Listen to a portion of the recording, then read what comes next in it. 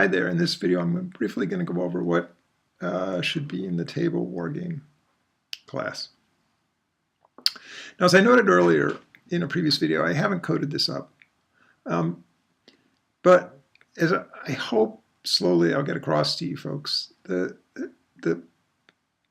building the algorithm, the problem solving is the real heart of programming, and actually the fun part of programming. Once you get an algorithm that makes sense, that works, the coding becomes almost trivial. And maybe this will illustrate this. So I developed this algorithm over the past half hour or so. I just sort of sat down and worked through the sequencing. And in doing so,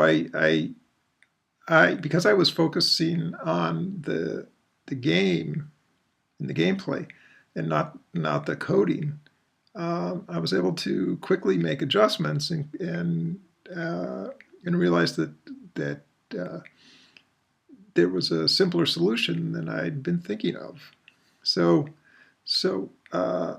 it allows, doing this thinking allows you to focus all your mental energy on the problem and not the syntax of the programming language that you're dealing with. And therefore, by giving all of your focus to it, to the problem solving, you're likely to come up with a better solution. So at any rate, here's my algorithm. So I initialize, this is the code within this class, right? I'm going to initialize the deck and the two array lists of card objects, these two guys. And by initializing the deck, I mean I create, I do the stuff that was in the deck tester class, right? I create a deck of 52 cards and I shuffle it, right? Then I deal the card objects from the deck to the players. So that's what I went over yesterday, right? The cards from the deck, the cards are distributed out to the players. Oops, I want that to be green. Cards are distributed out to the players. Each player gets 26. So there are obviously two player objects. I erased the one that was over here, but you get the idea, right? So now I enter the game loop. So while the game is not finished, I do the following. I move a card from each player to my array lists, my being this class, this object, right? To my array lists. If a player has no cards, game is over. So I pull a card, right, from each of the players, and to indicate like that. And if in doing that, I've got some if statements which will say, if the player has a card, the player's array list isn't empty, then pull a card, else the game is over, basically. Then if this player's has a card, then pull it, else the game is over. All right? So that's all of that.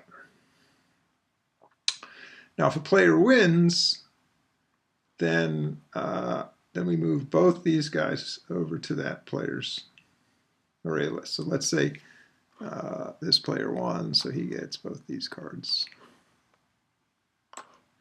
Right? Now, I'm just going to undo that.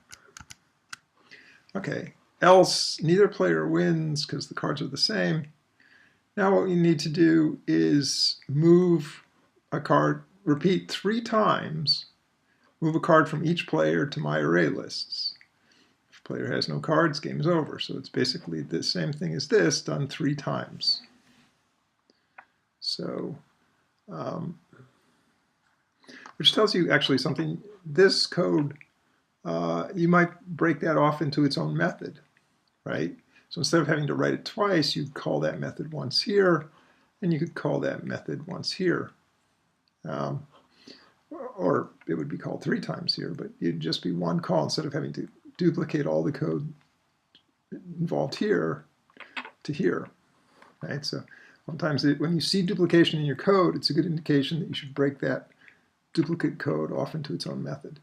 So let's say each player doesn't run out of cards, so we get 3 cards from each player, and we'll just copy these. Oops, I'll do the same thing here.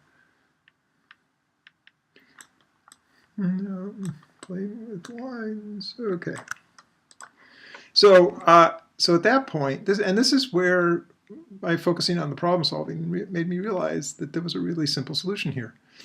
At that point, the fact that there are all these cards over here doesn't really matter, because what we're back to is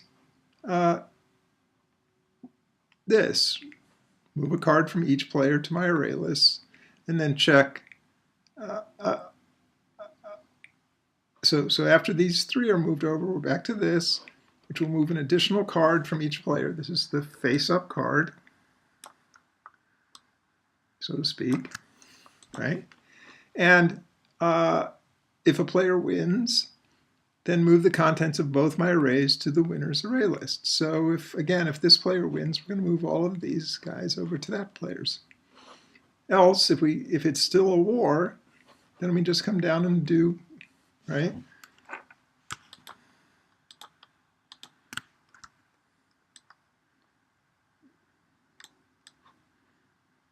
Right? And then back to here.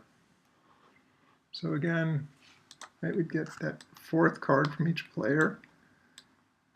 And if one wins, then all of these go over to that player's array list.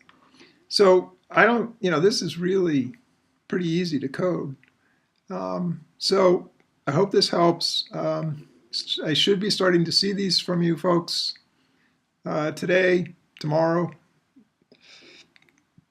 certainly by the end of the week. And if I don't, I'm really going to seriously grade down on these, because at this point, there's no excuse for you not getting these in. Okay, thank you.